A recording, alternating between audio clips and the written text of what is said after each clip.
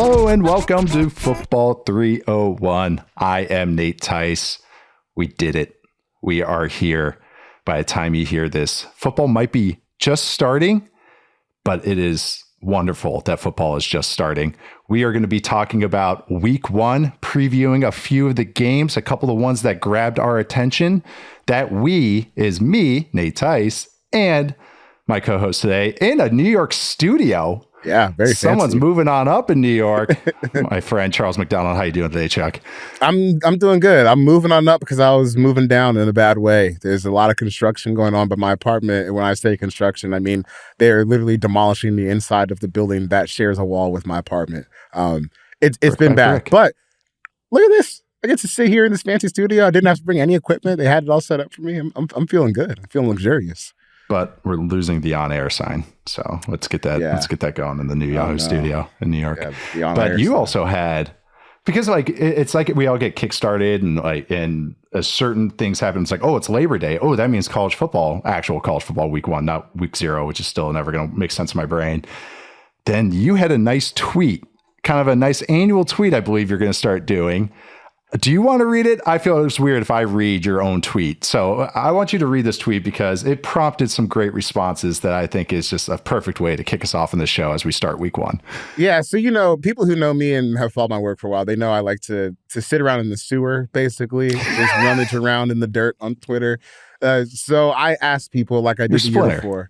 Because I was honestly, I was sitting on the subway and I was like, I feel like I'm forgetting to do something that I usually do on Twitter. And I remembered the Jimmy Graham tweet where last year I'd asked this question and someone said Jimmy Graham was going to score 10 touchdowns last year. Which is in line with the prompt of we are on the eve of the NFL season. And I want to bring this back. What is the most heinous, reprehensible prediction about the NFL that you have this season? Like something that will really make someone gasp. And when I saw 10 touchdowns for Jimmy Graham last year, that did make me gasp because how could anyone possibly even say something like that? So this year, we got a bunch of good responses, but I think the best one or the worst one was Hawk Tua on the Manning cast, the Hawk Tua girl on the Manning cast, because it's just instantly something you can see happening too. That's a very realistic timeline. Like that, there's a lot of weeks to fill. They have like 5 guests a show. I don't know if Belichick's doing the whole show, so... Dude, they did a musical the other day, so anything's on the plate here for Manning cast. I mean, Hawk Tua girl wouldn't surprise me, but also I will say there's a lot of people that seem to think Daniel Jones is going to make the Pro Bowl this year from the responses. Yeah, Malik Neighbors is doing a lot. Yeah, for people. Yeah, that's interesting. I'm going through them right now. Bill Barnwell, after our own heart. Arthur Smith deserves another head coaching job hype when the Steelers make the playoffs at 9-8 with the league's 26th ranked offensive DVOA. I'll do it. He knew. I'll start the train back up. Just look what he did with Russell Wilson. They made the playoffs. Look at the situational play calling. Victoria with Sam Darnold will start Super Bowl. We're at what, 59 now? Wow. Impossible to know. No, I can read Roman numerals from my 2 years of Latin. I took a so I thought Latin would be because I took in 6th grade and we watched Indiana Jones and the Last Crusade and stuff. I was like, this is great. Don't have to worry about Spanish class or anything. And then, yeah, as you'll see, I'm going to try something in Portuguese in a little bit, but it is a Romanic language. So yeah, I know the root of it at least. It helped me on the SATs. No, there's some good ones. Did you have any other favorites on here? There's also a lot of people who seem to think that Bryce Young is going to lead the Panthers to the playoffs, which is, man... this is where you get to see the delusion and the optimism and fandom because everyone thinks the team's good right now. David Hellman had a good one. Kyler Murray, all pro caliber season loading. These are just ones I like. Yeah. Luke Braun, I think this is the Cowboys year. There's a timeline. There's ones. I like those. Okay. Yeah. I, before we move on, I just need to call out our friend Brett Coleman. He says Spencer Rattler is going to start against the Falcons and win, and you need to stop that now. I love that. That's a good one, Brett. You need to stop that now. I like that one. No, there's some good ones in there. Yeah, I have to go back through. But yeah, like I said before, we'll be doing this every Thursday, though. Not that tweet. Maybe if we get prompted on something. But we will be previewing the week's NFL action. Usually not getting to maybe a little tidbit on the Thursday game, which is Ravens-Chiefs. Great game, of course.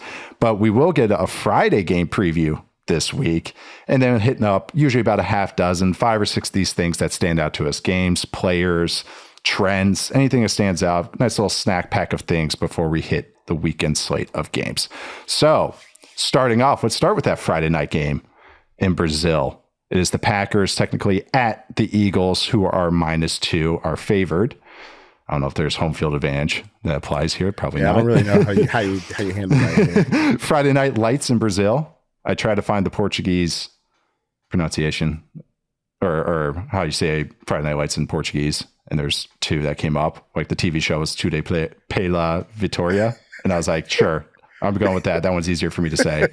So that's what I had. We're going to just kind of point out why we're watching and a thing or two that we're focusing on when these teams are playing, and something that will kick us off into these games. So Charles, when you're watching the Packers and the Eagles, what are you looking at? What's the number one thing that stands out to you? Or are you just keeping track of, or a couple things? I guess the first thing is something we've talked about all season long or all summer long is Jalen Hurts' first game with Kellen Moore as offensive coordinator versus finally see it. And like the thing with the Packers defense is I can't tell like how good I think this unit's going to be as a whole, because I feel like they have some strengths, but they have some pretty low lows. Like the linebacker situation, I wouldn't really be afraid of that. Like even the interior pass rush, I don't know. Like I feel to be good at stopping the run, but I think we're going to learn a lot about, Jalen Hurts and Kellen Moore and how that fit is going so far, because, from afar, it looks like you're trying to shove a circle into a square peg. It just doesn't really seem like it fits. And then like for Green Bay, I think this will just be a good test for the defense, because even with the amount of questions we have about the Eagles offense, it's still tough like to defend an offense with AJ Brown, Devonta Smith, Saquon Barkley, Jalen Hurts at times. Like, so you're going to learn a lot about both teams, I think, as they both try to establish themselves as championship contenders.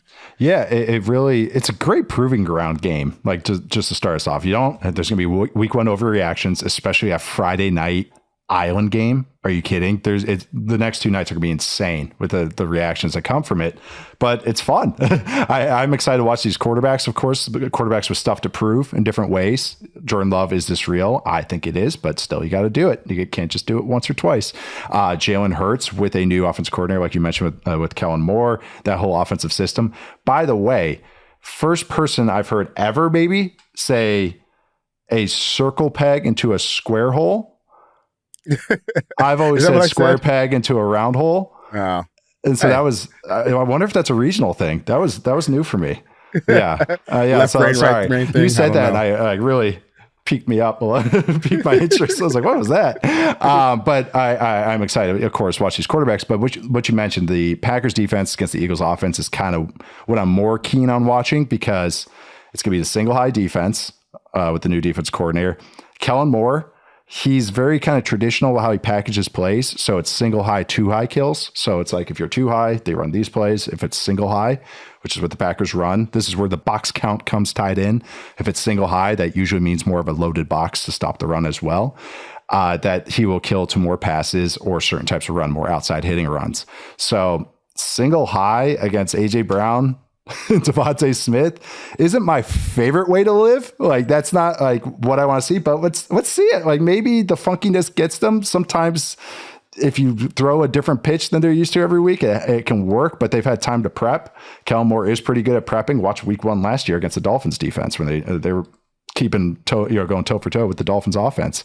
So I think in theory, this defense should be better against the run, just because they have more bodies naturally there, even if the linebacker play, like you said, is a little but it also could be Eagles offensive line and Saquon against what has been recent history of bad run defense, but hopefully in theory is better against the run. But we'll see how those matchups are on single up outside. So Jair Alexander, or is Jair playing? Yeah, he's playing, right? I don't even remember. He should be. It's always a question though. Yeah, right. I know. I should have that injury, but I'm pretty sure. Yeah, they're healthy on defense. Yeah, they're healthy. I think they are. I think they're healthy, pretty healthy. I know they've had some O-line stuff, but yeah, they're healthy.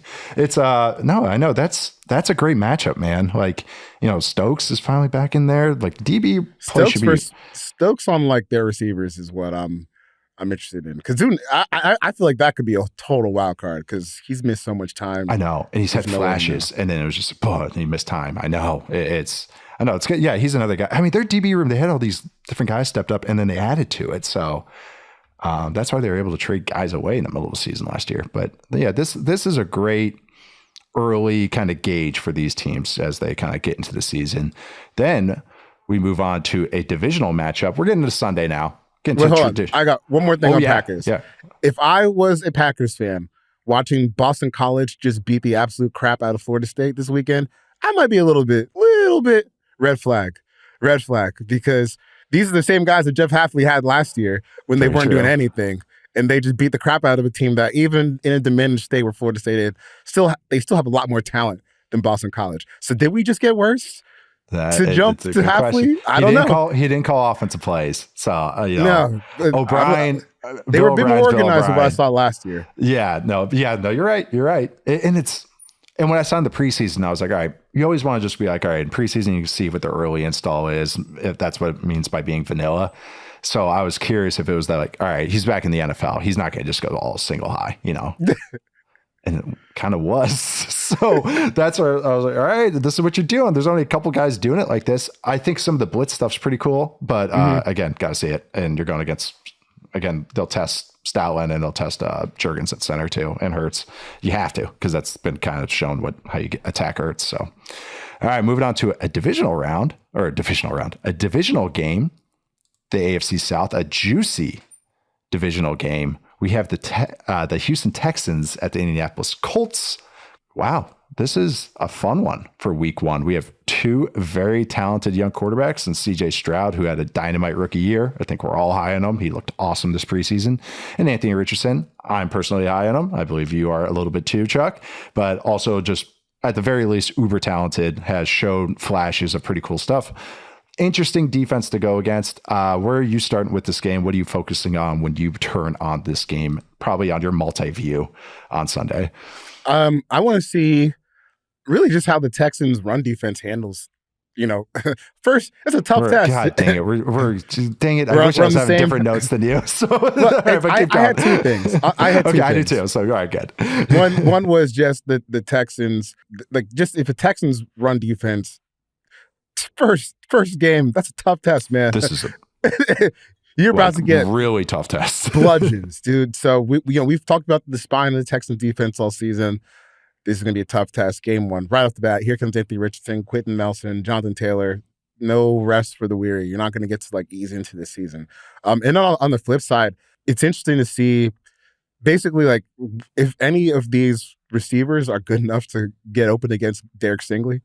Because that's one area where I see the Texans having a big advantage. If you feel like Michael Pittman is, someone that's going to be a big threat for you, you can really just put Stingley on him, and that might be enough to just take him out of the game entirely. And then you get to see how everyone else holds up. But I just want to see if they can throw against Derek Stingley, because it's not like this is going to be a matchup that goes anywhere. You see him twice a year for the next 10 years based on how he looks last season.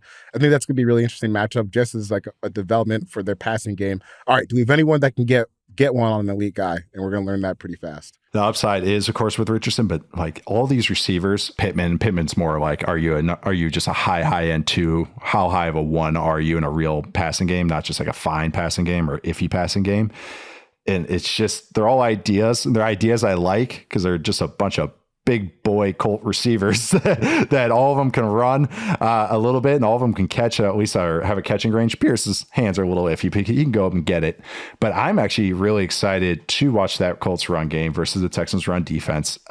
There's small bloodbath potential here of the Colts run game against this Texans defense. Again, the defensive tackles make me a little worried, both the depth of them. Mario Edwards playing on the inside is not my favorite thing in 2024, starting as well. They can get after the passer, though. The Colts do a good job of protecting their line. Their line's solid across the board, but do a nice job protecting them, play action stuff, RPOs. They're going to have to work for it. This Texans defense, much like the 49ers defense, you kind of know what you're getting with it. They have some blitzes, but it's a lot of quarters, cover three stuff. So, all right, they got to perform. As this offensive or defense improvement good enough to hold up against it. So I'm very excited to watch this. I'm also excited to watch like kind of talking about those big receivers for the Colts. Like all three of them can play inside: A.D. Mitchell, Alec Pierce, and Michael Pittman. Jalen Petrie would be the nickel player for the Texans, and he's a dynamo in the slot, not the biggest guy. But that's kind of a fun little matchup too. I'm going to watch because, the Colts will like to use those big guys and do all bunch sets and screens and bubbles and all those types of things. So that'll be fun. And also Stroud against a pass defense with who knows who playing, like a who's who of who's that playing at corner.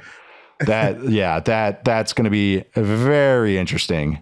So this game has some boat race potential. Dude, like this, it really does. Gus Bradley with one DB, and that one DB is your nickelback. We'll see. This, like you said, where does Nico Collins line up? And it's CJ Stroud against a defense that he knows what every coverage is, because Gus Bradley runs on a couple things and doesn't really disguise it. And iffy corners. I do like Brent's, but yeah, I just it's an interesting group. This is where it gets tough for the Colts, where you're like, okay, we can put Kenny Moore on Tank Dell. Cool. Okay. What else? What else we got? we got Juju Brents on Nico Collins. We still got Stephon Diggs out there we got to worry about. And then just like Stroud's prowess as a passer in general. It's a lot of stuff to defend. And even like when you start building out like the Texans passing game, even Dalton Schultz is like a fourth option is pretty solid. Nice. Pretty solid. Mixon can catch too. That Colts defense, because they are, again, it's two defenses that we talk about in a row. They're going to be in so much single high and everything. It puts strain on linebackers. It puts strain on the outside corners. And that's why, I don't know, against a offense that's a Shanahan offense, they are going to run the ball. So expect plenty of zone, traditional zone, because that's what you can run against these single high looks, this loaded boxes looks. But again, what is everyone saying about the Texans pass catchers right now? They're like, oh, this is the elite trio. We got 3 number ones, all that. It's really a 1, 2, and a 3. But they are all legit options. He has the break tendency, but he just doesn't do it. So at least he's not going to try and blitz Stroud, because that's already, don't do that. Like Stroud's already proven you just don't blitz him, which is like, that's why he's one of the good ones. All right. So that's the first 2 games. We're going to take a quick break. Come back with a couple more from the NFL Sunday slate. We are back with Football 301. Got a Sunshine State matchup here. That is, I'm going to call it the Orange Bowl. We got the Jags at the Dolphins.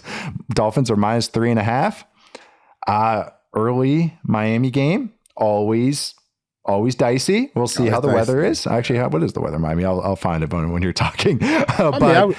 I thought you meant dicey in the sense that this is the part of the season where they're liable to score like anywhere from 45 to 70 points. That also, that it is Dolphin weather. Oh, it looks nice. It's high of 89.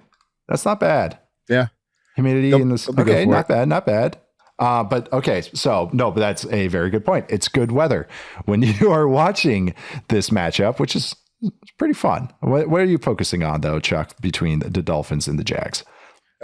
Nielsen's first time against the supercharged team, because he's a good defensive coordinator, but like I feel like I don't know what it is about early in the season. Maybe it's just you haven't seen as much yet, but like the Dolphins, they just find ways to create so much space. Like I actually went back and watched some of the clips from the 70-point win a couple nights ago, and the thing that strikes out is like there's just like all their routes, like they're just breaking people's rules left and right. And the reads are so easy and they happen so fast, because you talk about Tua being one of the fastest guys to release the ball. Well, it helps when you have 2 4-2 receivers that are like actually credible receivers, not just fast guys, like they're real football players. So when you start to try to defend that, man, I would just be fascinated to see what the game plan is, because I think we've seen like late in the season when the injuries start to pile up, it can be tough for Tua to kind of overcome what's been placed in front of him. But right now, you should be in pretty good shape going into week 1. So I don't really see why like the early season trends from Dolphin seasons in the past would stop here. I think they're going to score a decent amount of points. It's just really about like, all right, Nielsen, what can you do to mitigate that? Like what counter punches do you have just to kind of give your players a chance against how much speed they have? Yeah, it's a great styles make fights matchup. That's kind of what I'm looking at too. We've kind of pumped up Nielsen and this Jags D a little bit. There, we have both have them as top 10 D.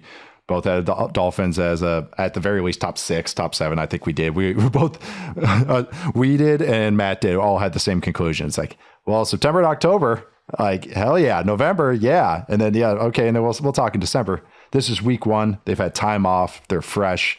They have already been showing things in the preseason that have me excited. A little bit of Jonnu Smith end around action, a little bit of River Craycraft in there, but they also design wise, they're still doing the tight end stuff that I'm really excited to see. And I just think that with time off, yeah, Mike McDaniel's going to come out there with some cool stuff against this defense though. That's a bruising defense. They don't want to fight you with finesse. I think it's a mistake. It's like when you go against the old 7-second or less Phoenix Suns, like going tit for tat with them is suicide.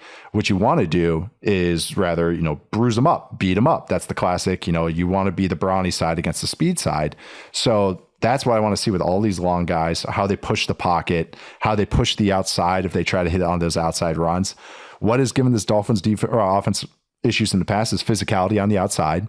Or I don't know if L'Jarius Sneed's not walking through that door, but they have Tyson Campbell, and they have other really physical defensive backs, I think, in their room. So you don't go out MPH for MPH against this team, but I think that actually the Jags have better answers than most defenses do, even if it's going to be impossible to keep them at the very least under 20. Yeah. So under 20, that's a good day. That would be a great day, but that's a hard ask, even if we are very high on this defense. And on the other side, it's the Jags offensive line even workable. Like that's what I want to see. That it's not. They might be. They could be okay, but it's just I have to see it. I have to see a run game, and we kind of came across the realization of the Jordan Brooks, David Long linebacker pairing with the Dolphins, and that type of Dolphins defense that is going to have some of that run a little bit of everything, use their linebackers every which way. Excited to see that. Excited to see those two. So. Any other things when the Jags have had the ball? I was interested to see like what the Dolphins defense with Weaver looks like. Yeah. This is his first time like really getting to call plays. I mean, he left basically he was the assistant head coach in Baltimore to go call plays and try to get a chance to be a head coach down the line. So this is his chance to imprint things, and it's not a bare cupboard, It's not. It's not at all. Like we talked about the linebackers, Jalen Ramsey's still here. And when he's on the field, he's still an absolutely elite cornerback in my eyes. So it might be tough at times because we spent the summer describing the Jaguars offense as the offense that's going to take a bunch of long twos, difficult long twos, at least to start off until maybe Brian Thomas gets comfortable. And, here comes a defense that's got some dudes. You might be able to run the ball like between the tackles a little bit, but if you're getting into these situations where it's 3rd and 7 plus constantly, which I could also see happening just because the Jaguars play calling situation seems a little disorganized right now. That's not a situation I want to be in against this defense. Yeah, Weaver, and this is where that quote unquote Ravens scheme, which is just run everything well. That's their scheme. Be good. Just be well coached. I just keep cracking up of that. But where you see it the best is on passing downs. That's exactly what you're saying was the third down stuff. But Trevor Lawrence can drop back and progress and find some fun stuff. They're not wasting touches on, converted defensive backs anymore. That helps, even if it's just a minor, or it's a decent improvement, even if it's not my favorite in the world. So I do think that's going to be interesting is all the passing down stuff. I want to see how the Jags use their tight ends, how they block it up, are they going to do play action shots? That's another way to attack this type of defense. Hopefully you catch them. So we'll see. I think it's a very, very fun matchup on the very least one side of the ball. Interesting on the other one. All right, moving on to a team, 2 double-digit win playoff teams last year that got, please beep this out, blown the out. How do they come back this year? That's what I want to see from both of these teams, and that's what I'm keeping my eye on.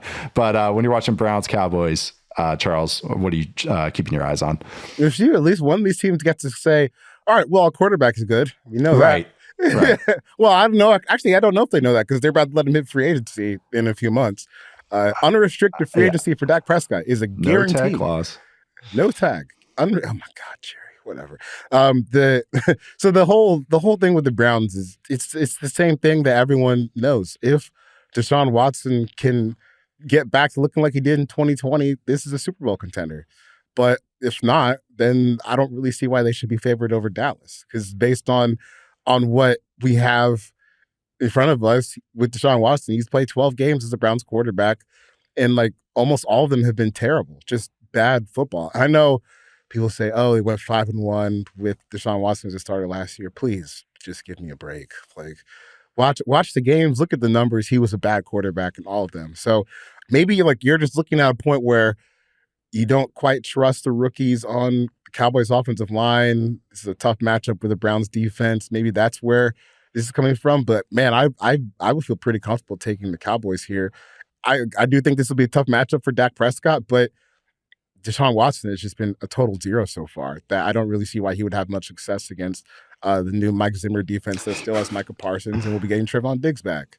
I kind of just didn't even pop that in my brain till right now. Is Deshaun Watson versus the Mike Zimmer third down defense is going to be very interesting. My third down prediction for the Cowboys defense might get off to a decent start. How the Cowboys run game looks against this the Browns run offense against this Cowboys run defense is going to be interesting. That's a huge question mark. My first note though is like different types of questions at QB. One is like, what are you guys doing? And one is, are you sure? And it's and I think could apply to both. Yeah, exactly. And so, yeah, I want to see how they both come out there. We've talked much about the Tyler Guyton and Cooper Beebe at center and left tackle for the Cowboys. You still are starting two rookies on the road at the two hardest positions on the offensive line. That's not easy for anybody. Yeah, as talented as you are, as good as you could be, like that is just not an easy ask against Myles Garrett, against the Browns defensive line. So expect a lot of chip help, which again is going to limit what you can do in the passing game. We'll see how it all comes together. Again, McCarthy and the Cowboys offensive staff and defensive staff have had time to prep for all this. It's a very traditional NFL matchup here, like as far as scheme. Mm-hmm. You have Zimmer, McCarthy, Schottenheimer, and then on the other side you have Jim Schwartz. Stefanski is basically a 2005 NFL offensive coordinator. You might as well just be Scott Linehan. Like this is it's just a very interesting kind of styles matchup. I think. Also, Cowboys run game. Can you be consistent on offense? So really, it's a run game question for the Cowboys on both sides of the ball. That was a big thorn in their side last year. Tony Pollard was not a good fit for what they needed. They need more of the efficiency guy. Zeke, maybe 40% Zeke can get there. Zeke without the last E, like that. Zek, like maybe Dowell. Maybe they can be. They just have to stay on schedule because that'll help out this offense so much. And expect plenty of CD Lamb because he'll get some single coverage as well. All right, next one up, we have what I feel like is. I feel like I just watched this game because I did, and it was a good one. We got the Rams at the Lions. Lions are -3.5. When you're watching the Goff Stafford, I don't know, like one's revenge, one's kind of, I don't know what the other one would be. I don't know how Lions feel with Stafford. They love him, right? But it's also kind of just like a little weird with it. It's just, it's a weird relationship. Well, it's a weird relationship because I don't think Matthew Stafford loves the Lions, So, because last year before the playoff game, they were asking him about it, and he was kind of like, I don't really care. Doesn't really, not like I had the best years in my career in Detroit. It's interesting. Yeah. The Lions are in such good graces right now, and they are doing a lot of good things right now. I mean, just even like bringing some of the old legends back, like the fact that they've gotten like Barry and the Calvin Johnson, like even speaking to them again is a good start. So Dan Campbell has a lot to do with that as well. But yeah, what I'm watching with this game is those quarterbacks, how these offenses look, because these offenses rock, and we get to see the Rams offense hopefully healthy, against what we are pretty excited about in the Lions defense that we think can be reconfigured, should be good against the run. They were last year, and I think they even improved on that. It's a very fun strength on strength matchup for that Rams offense versus the Lions defense. However, do you want the honors of the other side of the ball? The Lions offense versus the Rams defense. I figured out we both had notes on this. We were talking about like third down stuff with Zimmer earlier, and my third down question for this game is: how many third downs do the Rams defense get to? Oh, want to put over under on it? We should put over under on it. I'll go 6. Ooh, I was going to say 5. So, 5? Okay, perfect. So 5.5. 5.5. Okay. Yes, go slightly over. This is, okay. But dude, they're going to get mauled. I feel like mauled. I'm pretty terrified. Unless Braden Fisk is like, if he's the Braden Fisk from the ones I've seen in Madden Sims, it's getting like 30 TFLs as a rookie. Maybe they have a chance, but man, this seems really, really tough. Like you need Kobe Turner to step up in a way that is big time. You need Jared Verse and Braden Fisk to step up. And, I was actually looking at the Rams defense the other day because I wrote a little short thing about it for this week's 4 Verse column. But go check it out. Outside of, little plug there. Oh, plug away. Outside of Troy Reeder, which is... Wait, hold on. I want to see where the sentence is going. Dude, okay. He's the veteran. He's the veteran on this defense. You're saying it's all the young guys, right? Yeah, he's the oldest guy in the front 7. Because all the rest of the guys were, he's the green dot. Troy Reeder's the green dot linebacker, which is, man, if I'm Ben Johnson, I'm like, see, this is what I stayed in Detroit for. So we can go run for 400 yards week 1. This is a lot more fun. This is a lot more fun than dealing with whatever they got going over there in Washington. Yeah. Yeah. My thing to watch was, are the Rams going to be able to slow this down at all? You got Troy Reeder at linebacker, no Aaron Donald. I have to kind of just keep reminding people that. You have Trey White coming off an Achilles, I believe, going to try and run with Jameson Williams. Okay, that just kind of not. Again, coaches have time to prep for this. They are not total idiots. They are going to look at the same stuff I'm looking at. We are looking at. Chris Shula is going to try and figure out stuff. Are they going to run a lot of cover 2 to help them out? Okay, if they do that, then it's going to be pound the rock game. And you got, like you said, they are talented. I like the Rams. I do like their players. Kobe Turner, the internet's favorite player. But still had a very good rookie year. Byron Young had a good rookie year, kind of tailed off in the second half of the year. But then they add these young guys who I like. Jared Verse is a fun run stopper first, plugger type.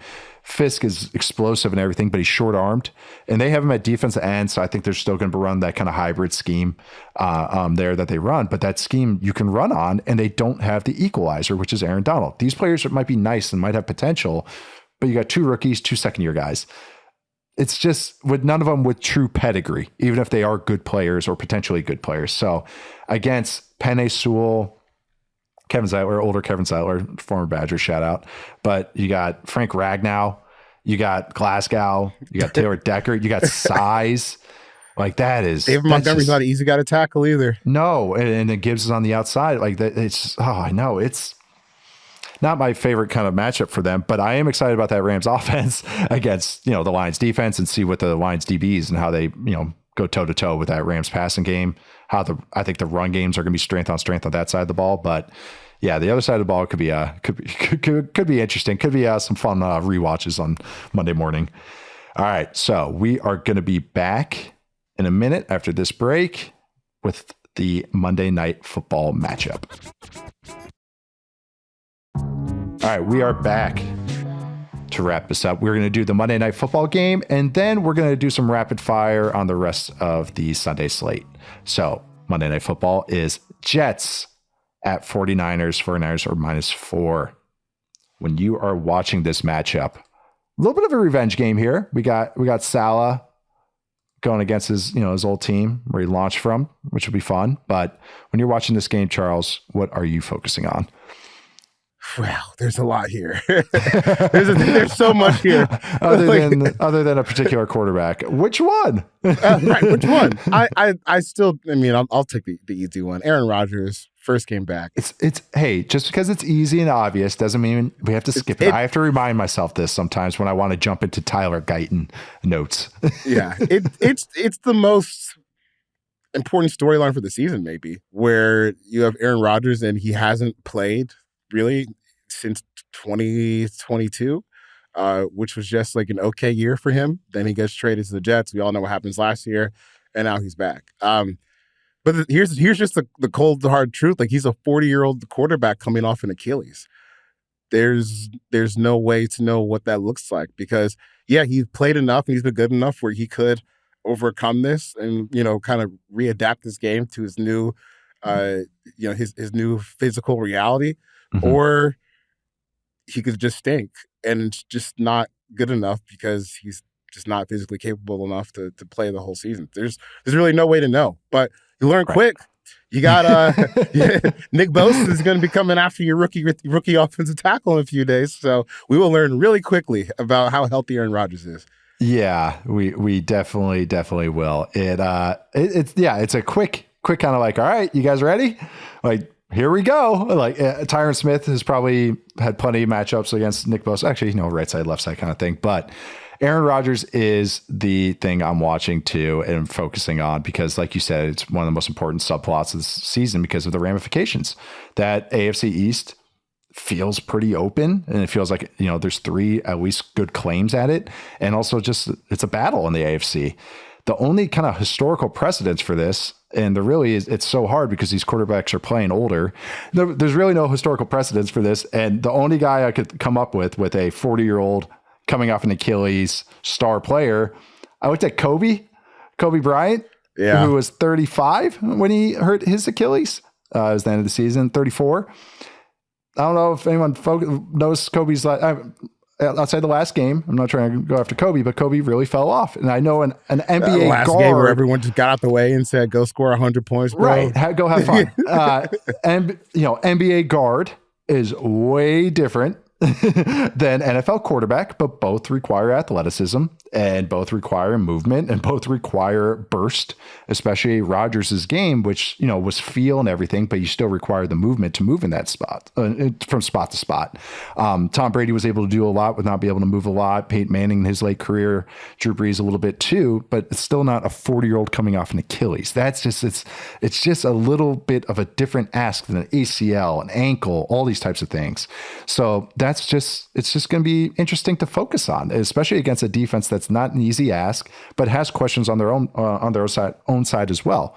Kind of have really picked apart this 49ers defense. Like, man, they're losing a lot more than you would think. They still have the stars: Hargrave, Bosa, Warner, Lenore, Ward, all these guys, the safeties, depending on the health on them.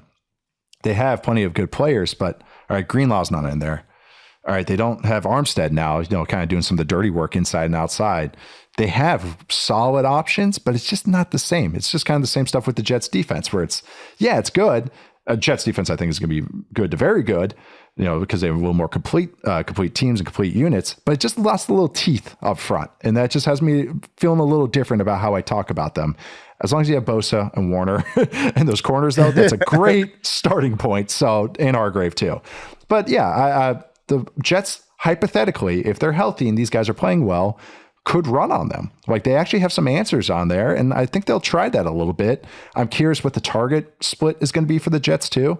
Of course, this week, Garrett Wilson, 30% plus, target share, but how the other guys get divvied up, how the tight ends are used, how the other receivers are used, how much is Breece Hall used in the passing game.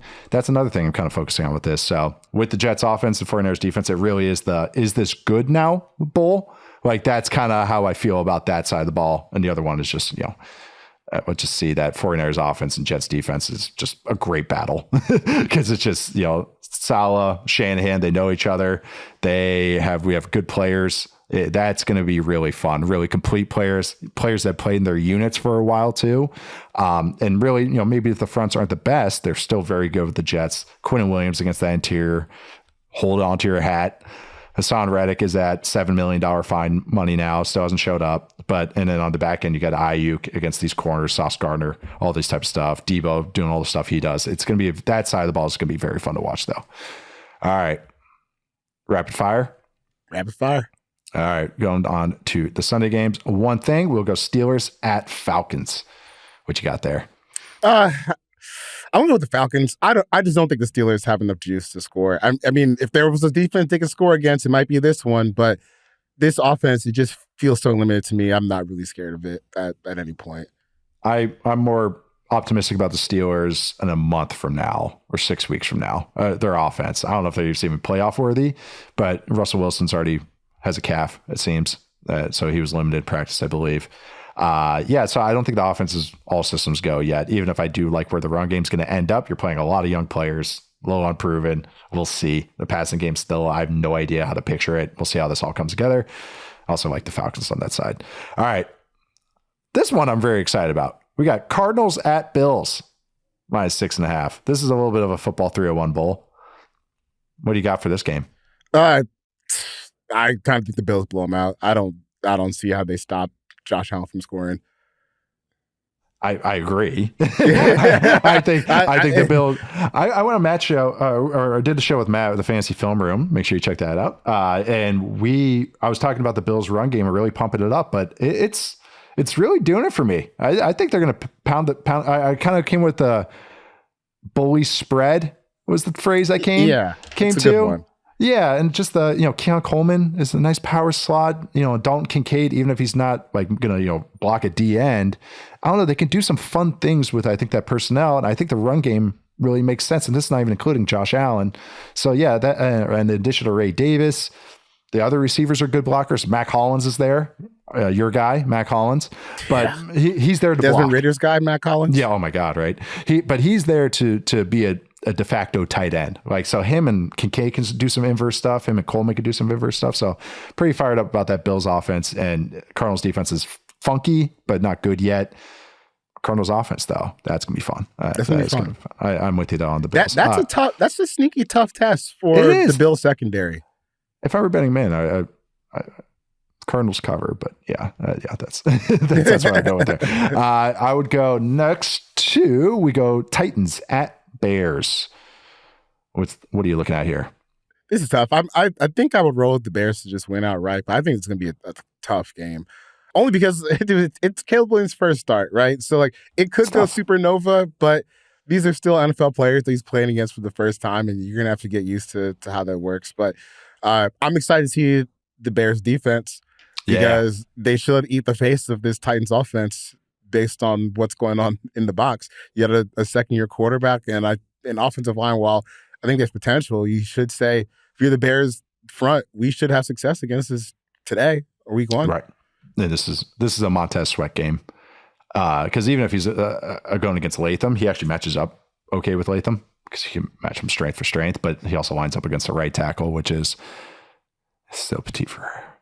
but that Titans run game is, again, it's a unit, or I should say Titans offense is a unit I'm more excited to watch in the back half of the year. And Levis, this is a tough ask because the Bears are going to make you work for it. And Levis is boom or bust at quarterback. He's going to launch stuff.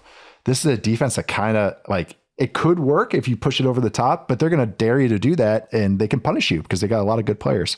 I'm with you on the Titans. I view them not pulling this off, but I do think they're going to keep it tight because they got a lot of vets on that defense, even if I do like what the Bears offense is.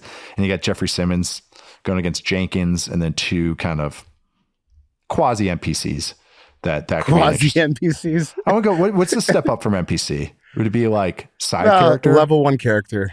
Yeah. Level, God, where are the XP builders? Like you just beat them all. Oh, the XP game. Farmers, wherever. Yeah, XP farmers. Yeah, they're like the episode of South Park where they're playing the World of Warcraft and they go into the forest to fight boars for like a month. They just get bigger and bigger and bigger. Yeah, that's me during the NFL season. Oh, just bigger, buddy, and bigger. I'm moved from this chair, man. I was looking at myself in the mirror today. I was like, woof.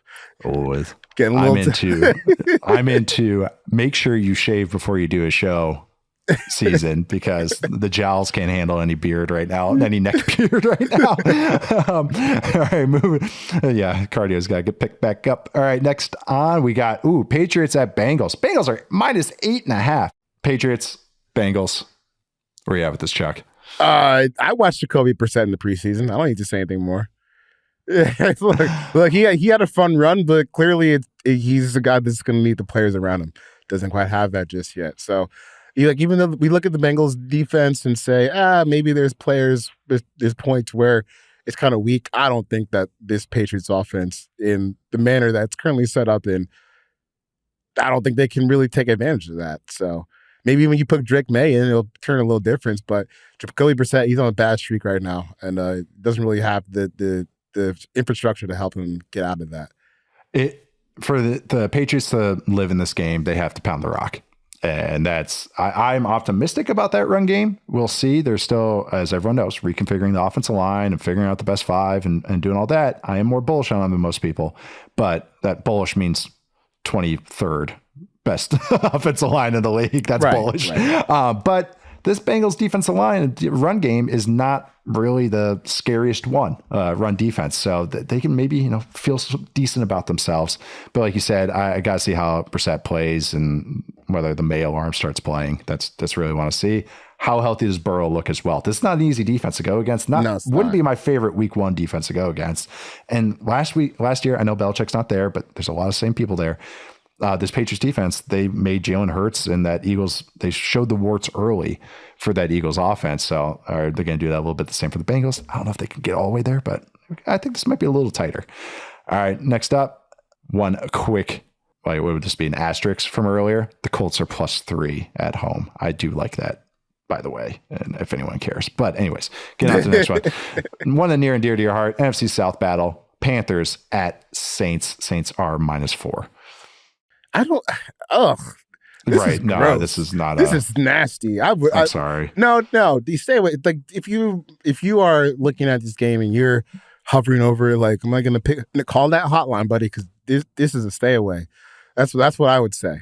The only interesting part about this game to me is what does Bryce Young look like in game 1 of Dave Canale's new system. I really don't care about the Saints this year until they play the Falcons twice. I don't think this team is very right. I don't think this team's very. I don't think this team's very interesting at all. Like the free Chris Olave. That's the banner for the Saints season this year. Free Chris Olave, because he does not deserve this. He's much better than playing in the circumstances that he currently is. Yeah, I remember Sheed and all those guys. They Bills trade for Chris Olave. Free him. Ooh, I think this is going to be a low scoring game. I think the Saints defense is good. Actually, I like the Saints defense. I think the Panthers defense has some guys, not really though. Derek Brown, but the Saints offensive line's not much. And so, I think this is, I don't even know how to feel about this game. I'm staying away. I'll review it after a few weeks, and we'll see how it comes out. Come back to the round trade deadline. It's not the easiest defense to go against for Bryce Young and like a reconfigured offense. So I will be curious about how that looks. So I think that is what to focus on. If you're betting on that, like, get help. All right, next up, you got Vikings at Giants. This is the 2 year ago, like, we shouldn't be here bowl.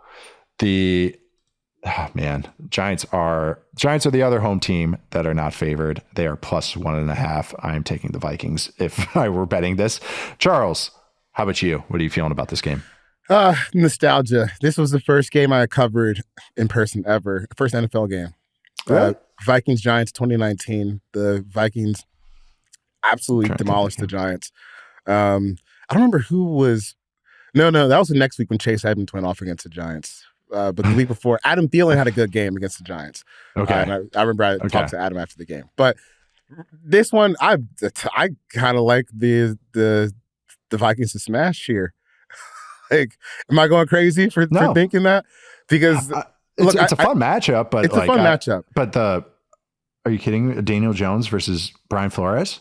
Yeah, and the thing on the other side is if Sam Darnold can just survive the onslaught from the defensive line, dude, you got Justin Jefferson and Jordan Addison. Like, Deontay Banks only cover one guy at a time. Yeah, it's not. I think it's a war of attrition game for the Vikings offense. Withstand. Just hopefully you get some good. It's a field position game, and then hit a couple shot plays. I think the Vikings offense is too. I don't mean this as a total negative. Is more finessey in the run game. It's more finesse. It's good and solid, but it's a very more traditional. To me, it just feels that's their identity. More zone heavy, more that type of run. This Giants defense it's got speed and size, so it's kind of not my favorite defense to run the ball against. So I think it's going to be good Darnold against the passing game. We'll see how these Giants DBs play. I'm optimistic about them, but it's not the easiest ask. But I think it's just, hit a couple shot plays against some of the young DBs and then win. This is like you hopefully win 20-10 type of game, 20-13 type of game. But sneaky good matchup.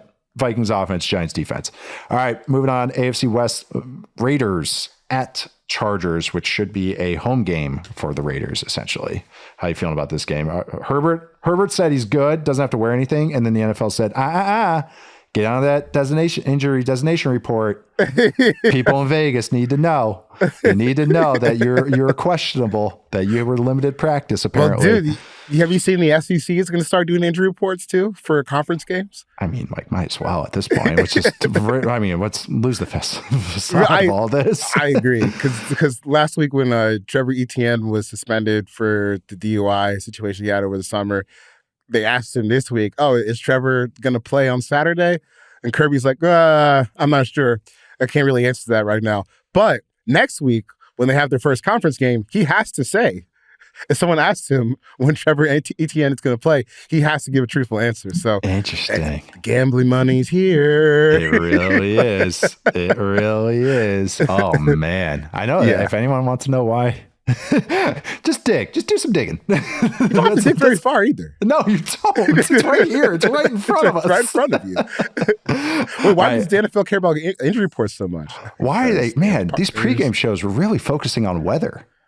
Man, why is that? Man, that's interesting. Yeah, but really focusing on that. Before this game, though, I'll go Chargers.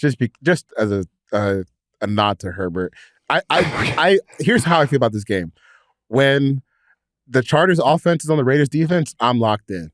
When the Raiders offense is going to the Chargers defense, I'm changing it to something else. You know, that's fair. Maybe see how our Junior Colson dark horse. That was hilarious, by the way. All three of us. Anyone hasn't listened to that yet? Me, Matt, Chuck. We for our defensive rookie of the year, dark horse had the same guy, which actually is pretty. I still think that's pretty crazy. It's a pretty fairly logical answer, but the fact that we all came up with that independently is pretty funny. You nailed it. I want to see how Herbert looks in this. I'm really curious to see how the run game looks with Harbaugh and they can't wait to announce who's playing fullback for them. They're beating their chest about how much they're going to run the ball. So, all right, let's see how it looks. It's just more of a curiosity. It's like a sideshow game for me. That's kind of how it feels. Moving up to the Russell Wilson Bowl, the Noah Fant Bowl, the Shelby Harris Bowl, the Devin Witherspoon Bowl. Oh, yeah. Right? Yeah. Who else did they get? They got another one in there. But then we got the Broncos at the Seahawks. Seahawks are -6. The sneaky Seahawks, as we have kind of felt about them. What are you watching in this game, Chuck? I kind of think that I think the Seahawks win, but I don't know if it's going to be like a blowout or anything. One, because it's even against the bad teams, it's hard to just blow people out every week in the NFL. 6 is a lot.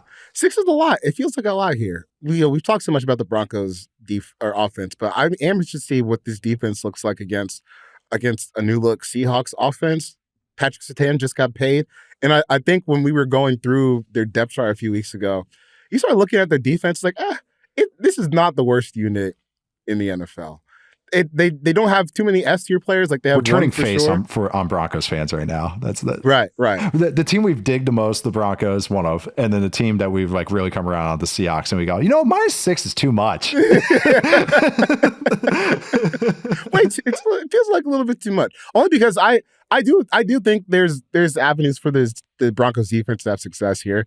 You have the best cornerback in football, and your defensive line. It's not like world beaters, but it's not guys to me that should just be getting run over every play either. So, if you can just get them into third and long situations where you having one, an offensive line that was not great last year being put into situations, 2, a first-year NFL play caller being put into situations, and 3, like you get Surtain just erasing one of these guys on every single play.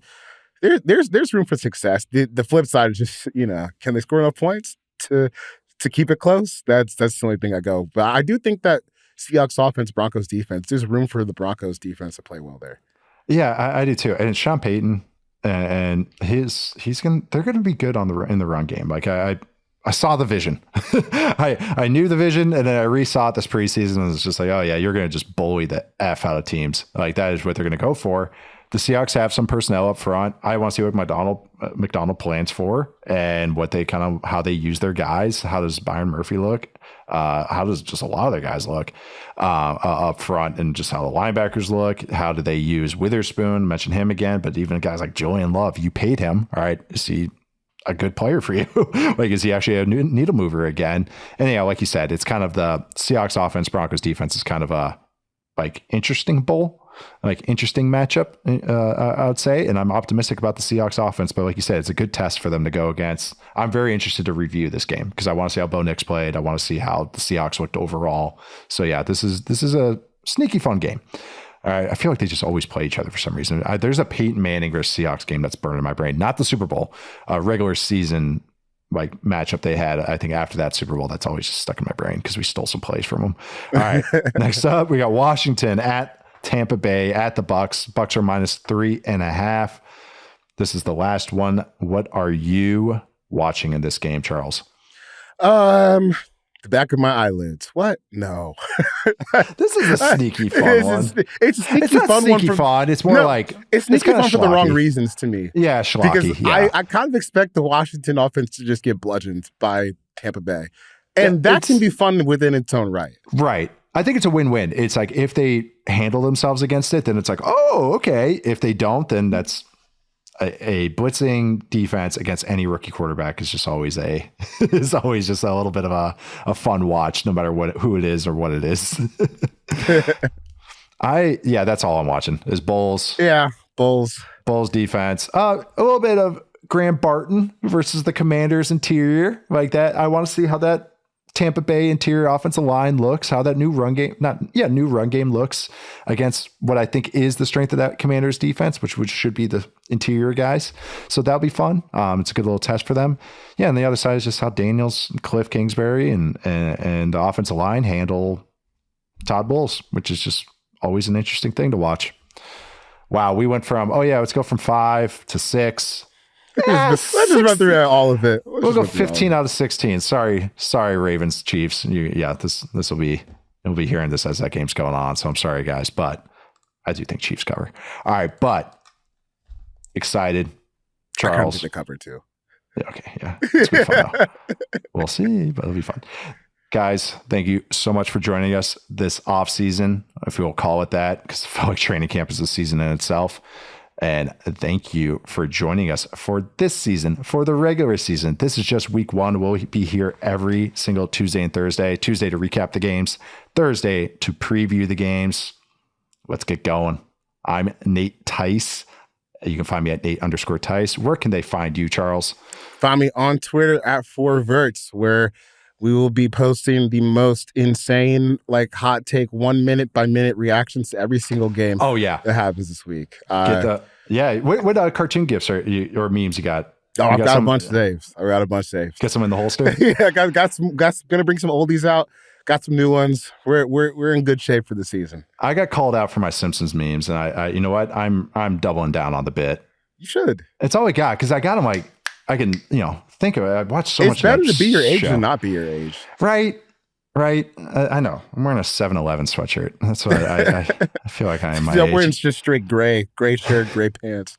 Didn't put any thought into this today. So comfy. I know. My office is cold, even if it's 105 out right now in Vegas. It stinks. But anyways, we'll be here every Tuesday and Thursday. I'll be back Tuesday with Matt to recap the games. Like I said, recap to what we've witnessed. Subscribe to us. Please follow us, rate us wherever you get your podcasts. Watch us on YouTube as well at Yahoo Sports' YouTube channel. Follow Yahoo Sports on Snapchat. Send in your mailbag questions to football301mailbag at yahoosports.com. We'll be starting to hit those as the season goes along. Thanks to Brett, Stone, and Audi behind the scenes. It was a fun one, Charles. Can't wait to do it again. Enjoy your first football weekend of the season. See you guys soon.